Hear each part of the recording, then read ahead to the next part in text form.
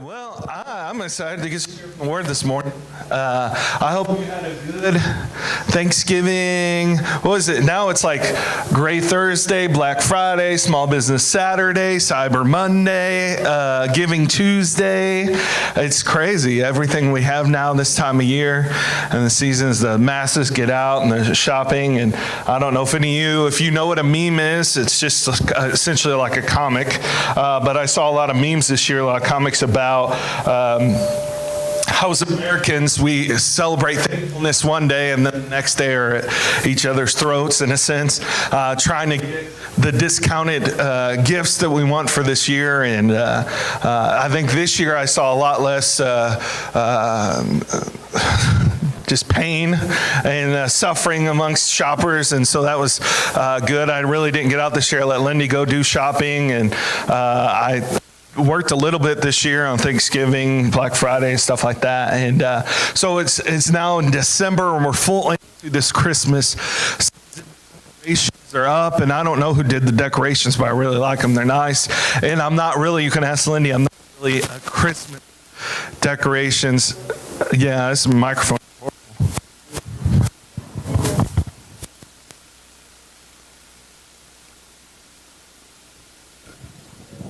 Are we good? All right. Can you hear me now?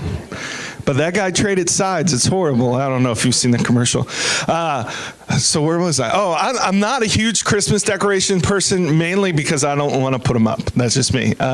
She actually, the other night, she'd been working on getting the tree up, and in years past, I've been able to hold her off. Partly due to cats. Like when we had cats, I'm like, oh, the cats are going to choke to death on everything on the tree. And as I remember when we had our cats and they were kittens, they were kind of cute and they couldn't really jump up into the tree, but they would do their best to kind of be there and paw at stuff and all that. But as the cats got older and we eventually got rid of the cats, and now we have another creature named Cortland. And I don't know. I think he's kind of indifferent to trees. I don't know. But so anyway, she's putting up the tree. She's kind of doing the decorations. She's ready for the lights. And this is one thing that she does recruit me for, because apparently I am not vertically challenged. So that comes in handy with putting lights on a tall tree. So we're stringing up the lights. And I'm like, all right, let's get it done. I want to watch TV. And so we're stringing up these lights and we're working, and one set plugged into another set.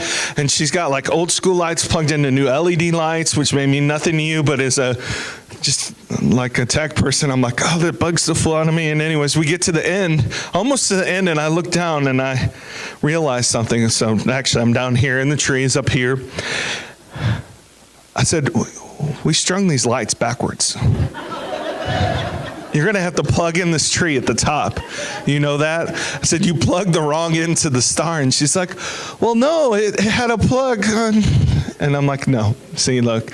And so that was a venture. So if you, but it worked out. We have an extension cord, because I told her, I was like, I'm done. I'm washing my hands of this. I'm walking away.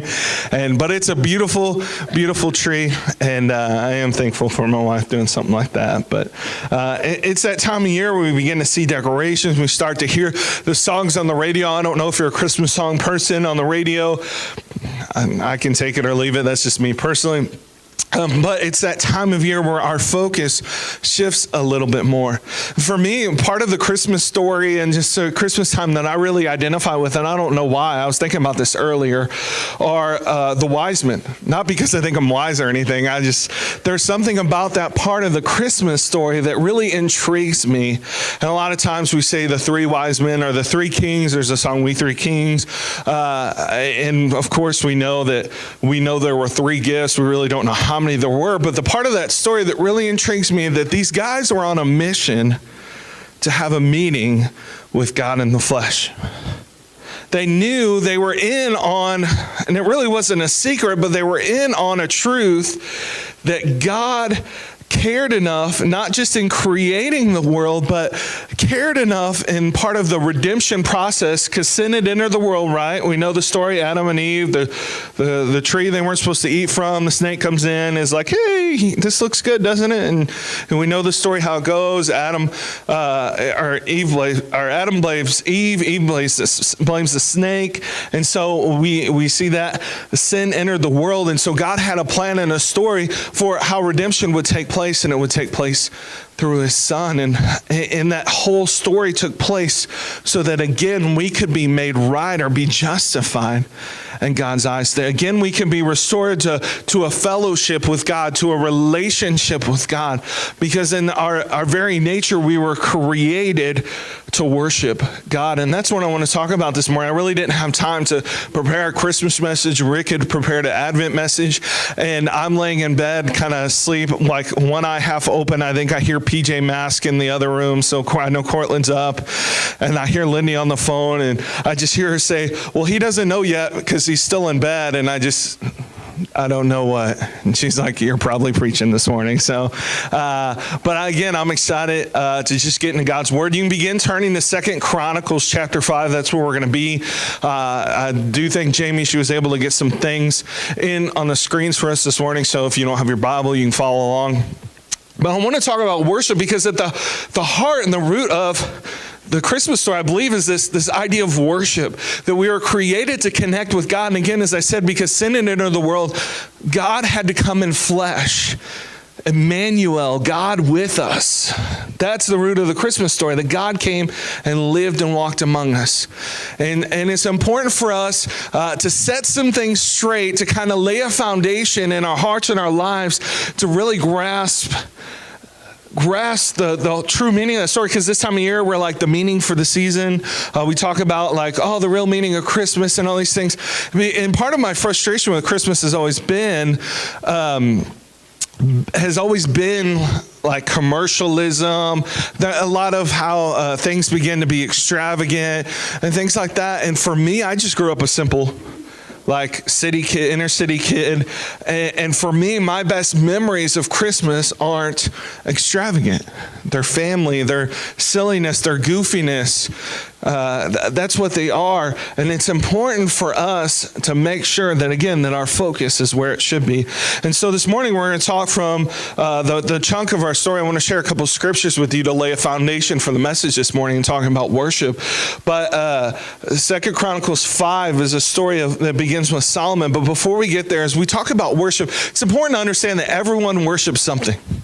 Okay? And this is something we say from time to time in church, and it is kind of something that can kind of just kind of not even fly over our head, but just kind of like wash over us and kind of leave us. That maybe we don't really grasp that the truth is we worship through what? Our time, our attention. These are things Rick says, show me someone's calendar in their pocketbook or their checkbook, and I can tell you what they love, what they worship, where their heart's attention is. That is our worship, giving worth to something. And I kind of want to ask you that question this morning as a foundation. What is it that you give your attention to? What is it that you worship? Is your heart and your life? But here's the thing about Jesus. Again, the root of what Christmas is about, Jesus, is here's the thing with Jesus. It's an all or nothing deal. Jesus says, I am the way, the truth, the life. No one comes to the Father except by me. When he talks in Scripture, he says, it's just me. We sing the song, Jesus and nothing else. It's only Jesus. Only Jesus paid the price for us.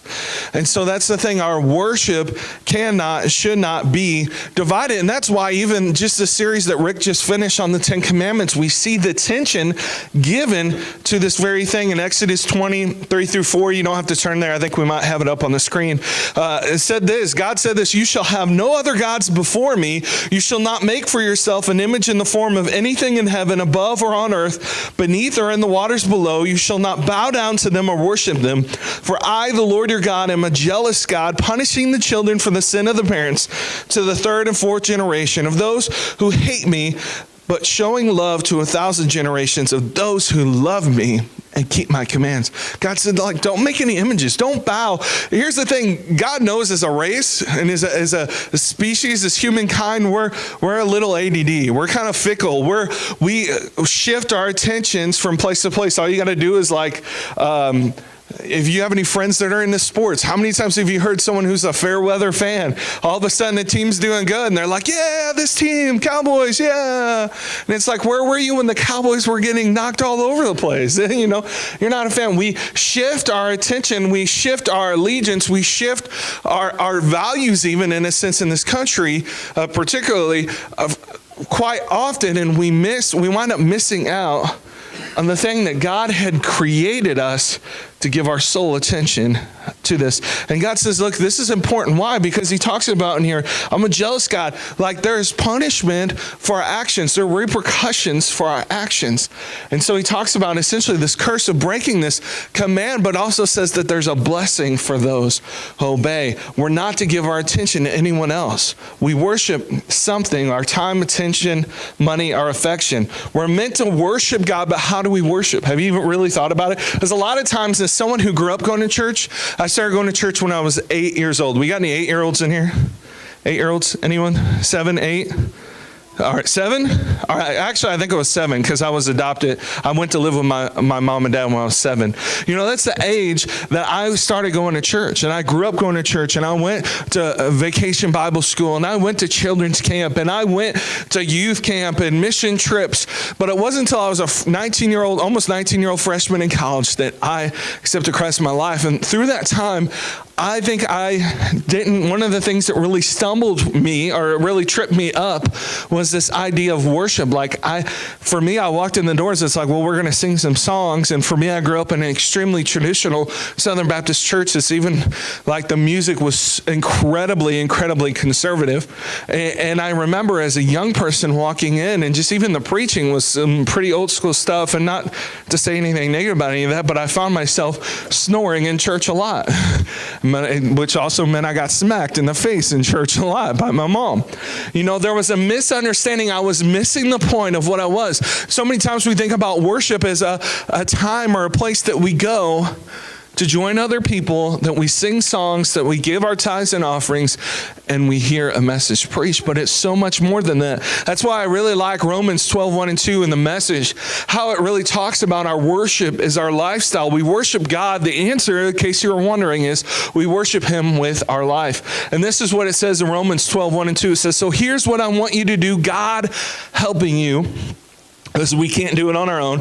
Take your everyday, ordinary life, you're eating, sleeping, you're eating, going to work and walking around life, and place it before God as an offering. Embracing what God does for you is the best thing you can do for him. Understanding that what God has for us is better than anything we could ever have for us is the best thing we can do. I mean, if we were walking through the woods in the dead of night, no light whatsoever, knowing that there were all kind of dangers around us, wild, crazy animals, like really sharp, like cliffs, dropping off rocks everywhere, and we were walking through this dark, dangerous place, and we knew that someone in our group had a flashlight, wouldn't you be like, get that sucker on, I'm following you, I'm right behind you, I'm grabbing your shirt, I'm not letting go, you better shine that light, where you step, I step. I think that's a good picture of how it's meant to be with us and God. That our life should be his. It's that mimicry, and it's not just imitating, but it's becoming like and learning in relationship what he's like. It's the best thing we can do. Don't become so well adjusted. This is verse 2, Romans 12. Don't be so adjusted to your culture that you fit in without even thinking. Man, how many people do we know that claim Christ, but it's like we look and we're like, man, there's no difference. I know that there's been times in my life I've looked in and I've been able to make that judgment about myself. Readily recognize what he wants for you and quickly respond to it. Unlike the culture around you, always dragging you down to its level of immaturity. Sounds like elections. And politics. Sounds like what we just went through as a country and are continuing to go through. God brings the best out of you, develops well-formed maturity in you. That's the goal. That God would shape us into what he created us to be, that we could come about to maturity. So everyone worships, and we worship him with our life. And so I just want to share a couple quick points. I actually have 3 sermons up here. I can preach all 3 if you want. I expected a couple more laughs. I was just joking. I promise. Now you're like, please don't preach them. No. So I just want to share, thank you. I appreciate that courtesy laugh. So I just want to share 5 quick P's with you this morning and about experiencing the power of God's presence in worship, what it means to experience God in our lives. Because here's the thing I found and I'm finding, and I had this conversation this last week on, I believe it was Tuesday. I was talking with another couple of young couples. I say young, they're probably 20s, 30s, and then a pastor in his 40s about some of this, about worship and the presence of God, and why is it that we seem to miss it sometimes.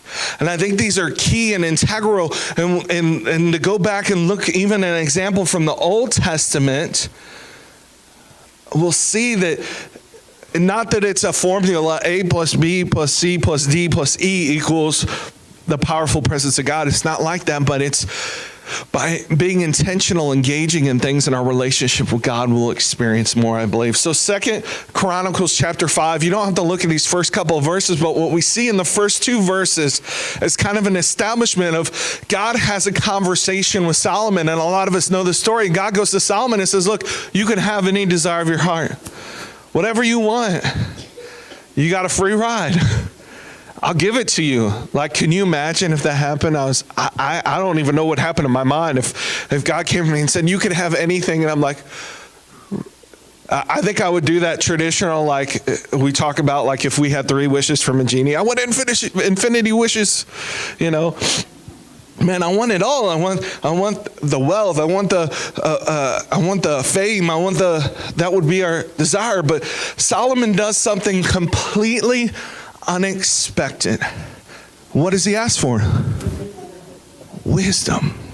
See, Solomon lays a foundation for the story that kind of takes place in the next couple of chapters. I really believe Solomon's father was David. I was going to ask you who Solomon's father was, but apparently I just gave you the answer. I believe that David, and all of his successes and failures, really imparted to Solomon some really integral truths to a relationship with God. And I think that foundation that was led to the decision that Solomon made, because he made a purpose in his heart. And that's the first thing. I think experiencing the powerful presence of God is the purpose in our heart and our life, that it's not going to be about us. Because here's the thing about worship, and this is hard for me as a millennial. I'm an older millennial, but I am a selfish creature. I am. And as much as I can make it about me, that's in my nature. And that's also called the sin nature.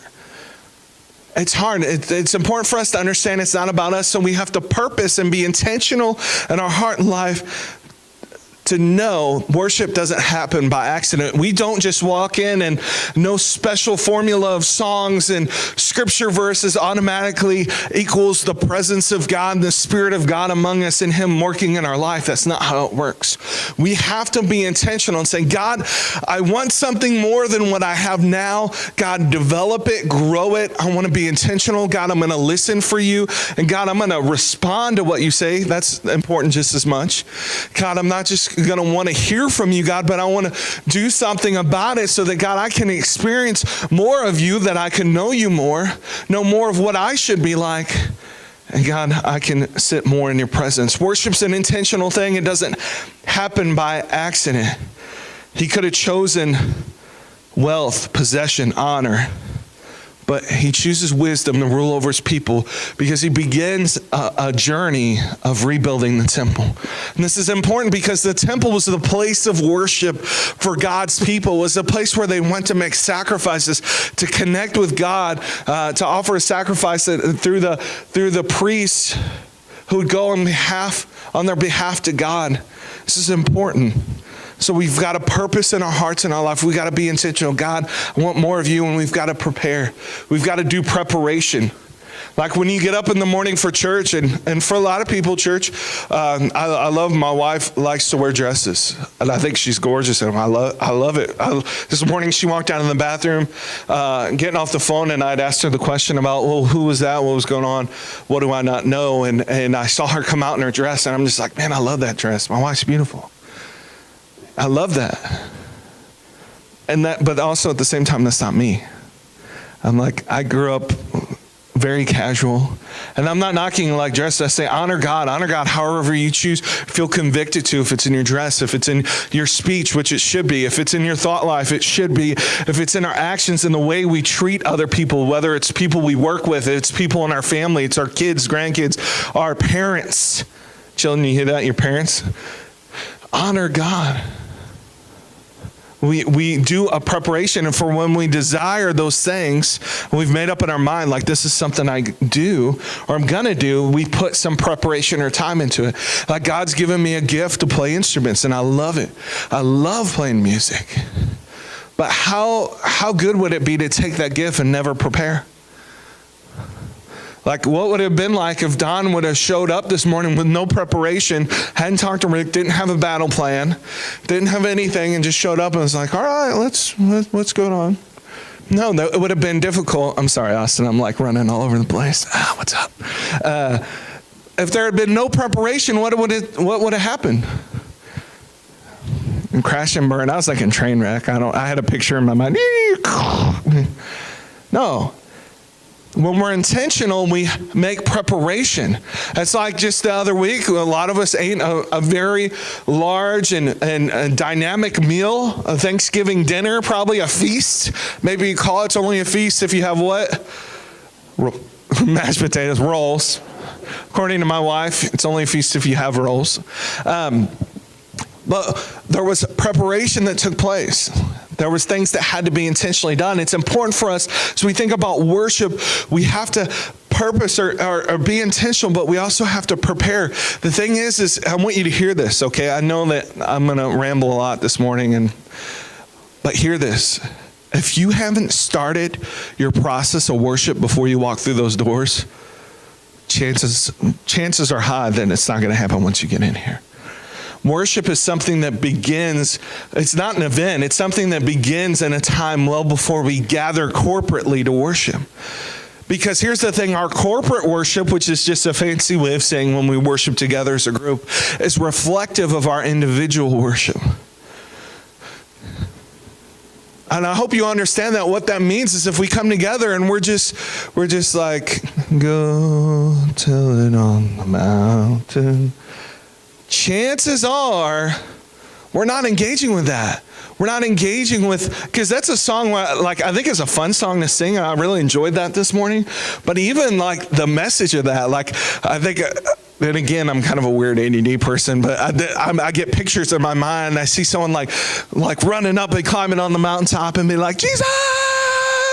You know, go tell people, like, we should be excited about that. We should be engaged in a worship or a lifestyle or a relationship with God that changes us and impacts us to a point that we want to talk about it. And I would ask the question, if we really don't want to talk about it, are we even beginning to engage in it? If we're not like wanting to talk about God at all, are we even having a relationship with Him? That would be like me, like being married to Lindy, but like never talking, never seeing each other. It just really wouldn't work out, especially with a 4-year-old. I'd be in trouble a lot. Like, no, I'm good. See you later. No, it wouldn't work. We have to engage. We have to be intentional. And then it's something that should stir joy in our hearts. It's that song, Joy to the World. Jesus is meant to be our joy. And so it should stir something in us that isn't just about an 11 o'clock service or a 9:45 Sunday school. At least I think that's what time it starts. Our Sunday school doesn't, but it's like we're like 10 to 11 in our class, 11:03 running in. No, wait for us. You know, it should be something that is constantly happening. Our worship is meant to be our lifestyle. Man, I could talk about this all day, and I'm not, because you'd start stoning me. So purpose in our hearts, be intentional, preparation, prepare. Solomon did some work. Look at this real quick, starting as just verse 1 of chapter 5.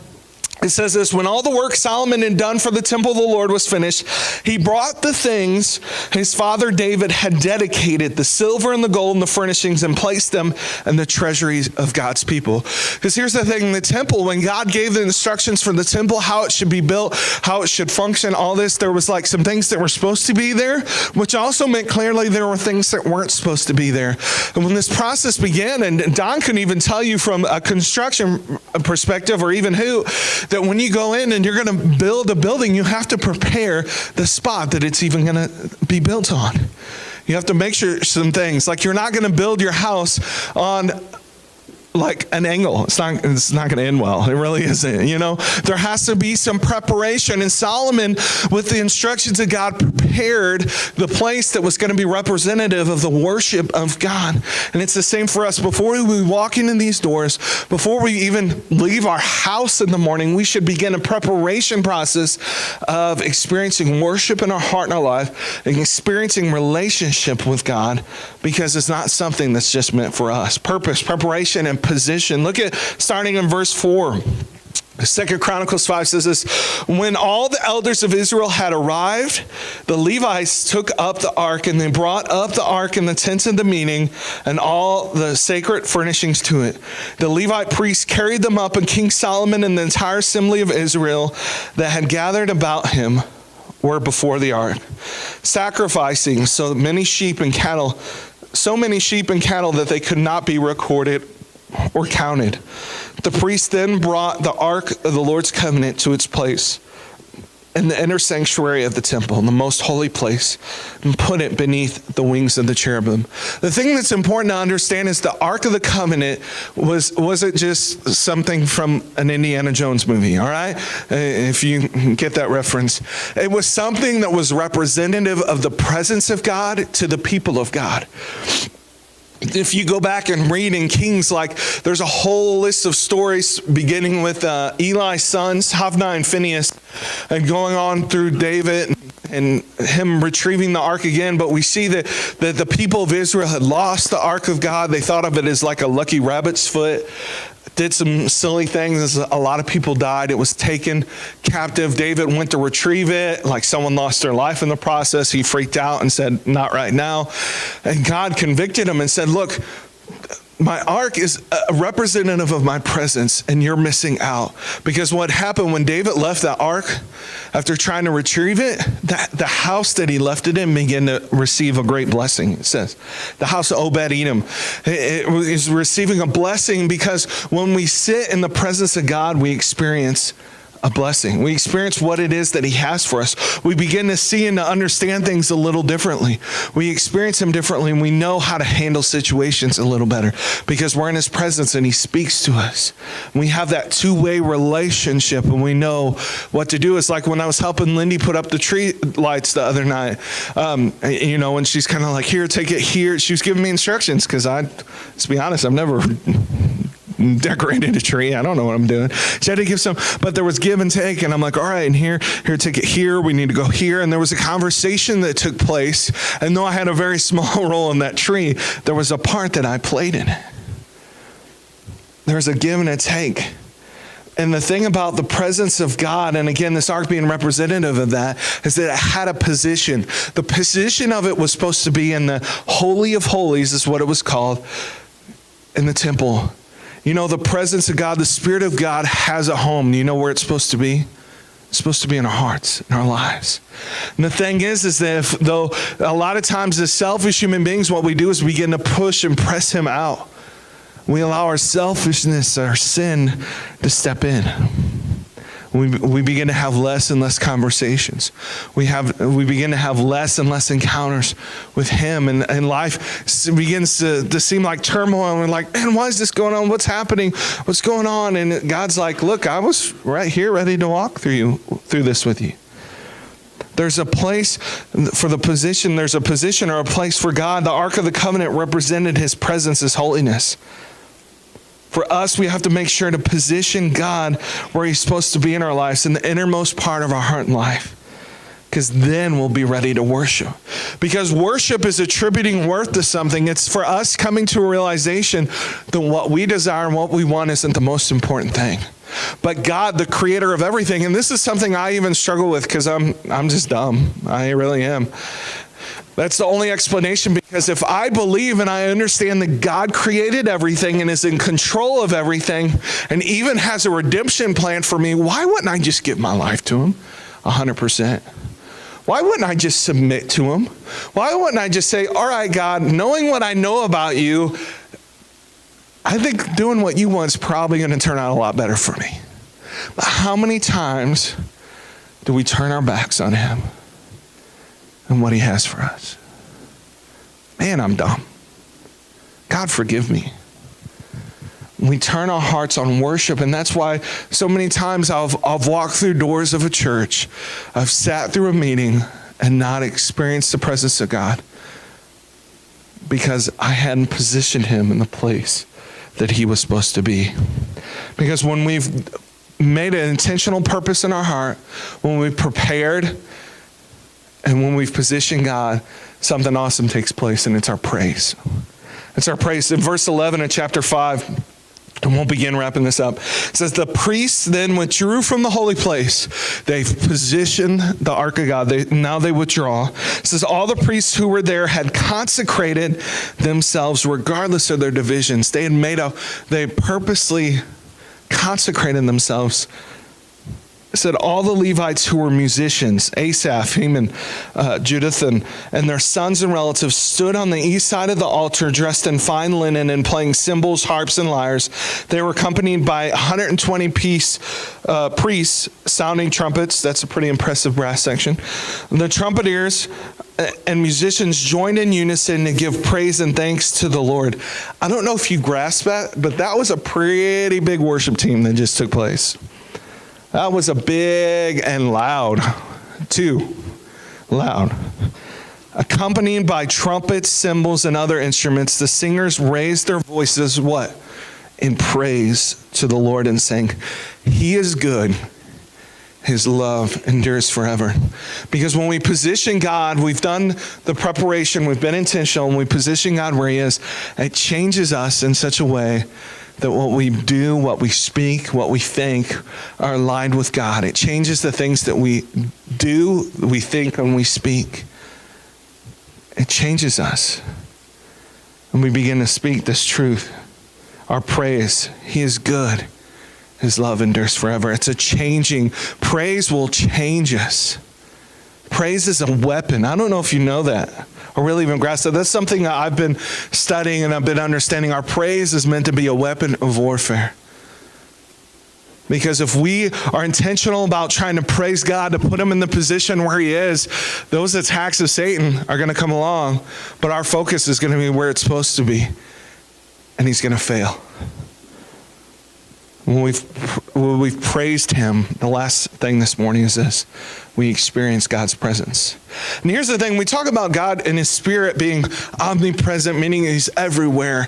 But there's something very special and unique about entering into a time, whether it's at home in a private place, whether it's in our vehicle driving on the way to work, which it is for me a lot of times, or whether it's corporately gathered here. There's something special about entering into a very intimate place with God,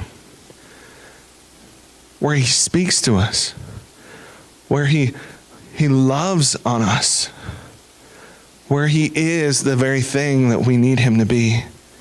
I really love this. I believe it's the end of verse 13 and going into 14 in chapter 5. It says this. So all this worship had taken place, the preparation, the purpose to praise is taking place, and this is what it says happened. Then the temple of the Lord was filled with a cloud, and the priests could not perform their service because of the cloud. For the glory of God filled the temple of God. See, it wasn't just a feeling. At that point, God physically manifested his presence to them. A cloud appeared.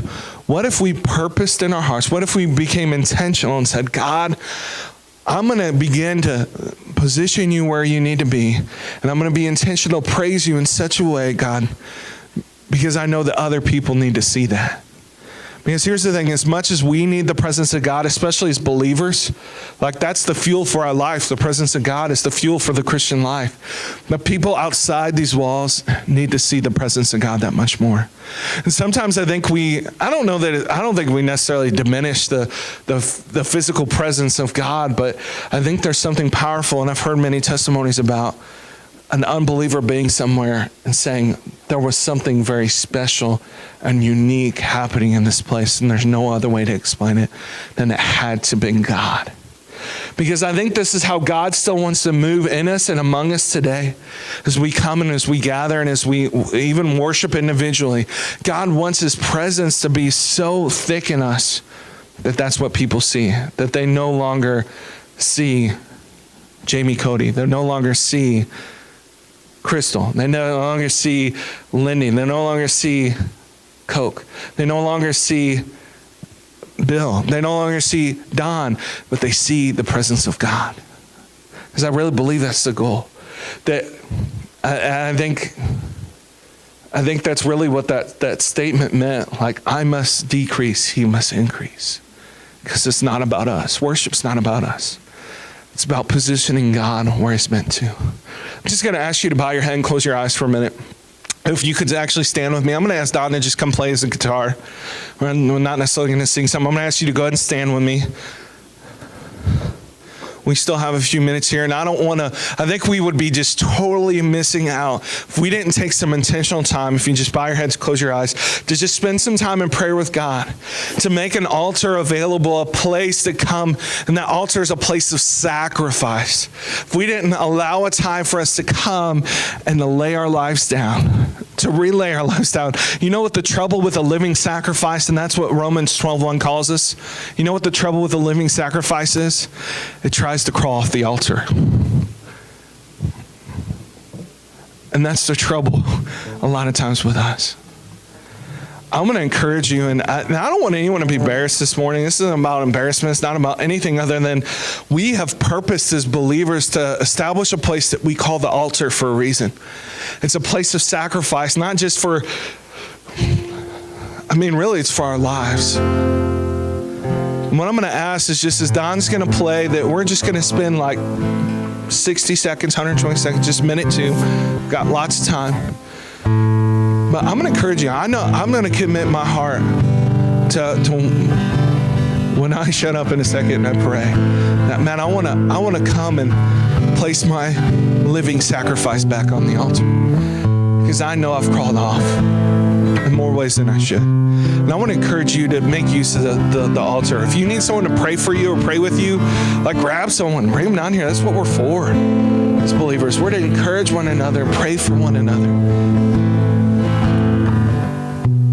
God, I love you. And I thank you for your word, God. And even as I spoke about these things this morning, God, and I've talked about them before, God, I just know that you continue to open my eyes and my heart about, God, what it means to be a person of worship. God, that that's our life. God, it's meant to be everything that we are. God, it begins at the moment of salvation, God. When we say, God, I've lived for myself for far too long, God. I'm done letting sin reign in my heart and life. God, I want to live for you, God. That was the cry of my heart. That's when our worship began. God, but just as I said, because of our humanity, so many times, God, in our living sacrifice, we try to crawl away from you. God, help us return to that place of sacrifice, that place of worship, God, and give our lives 100% completely back to you, God. Just work in hearts, God, just as you already are. Just continue this moment of just quiet and worship, God. We love you and we pray this in your name.